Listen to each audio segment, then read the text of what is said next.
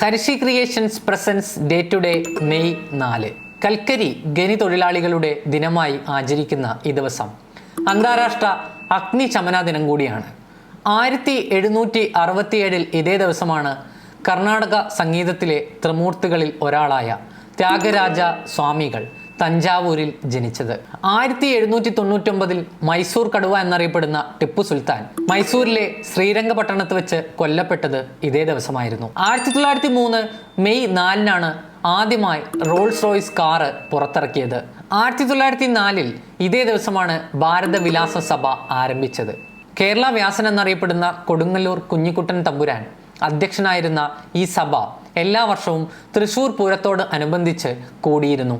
1989 ഇതേ ദിവസമാണ് ശുക്രന്റെ ഉപരിതലം മാപ്പ് ചെയ്യുന്നതിനു വേണ്ടി നാസ മഗല്ലൻ എന്ന ഉപഗ്രഹത്തെ ശുക്രനിലേക്ക് അയച്ചത്. 2017 ഇതേ ദിവസമാണ് ഇന്ത്യയിലെ ആദ്യത്തെ ബുക്ക് വില്ലേജായി മഹാരാഷ്ട്രയിലെ ബിലാർ മാറിയത്.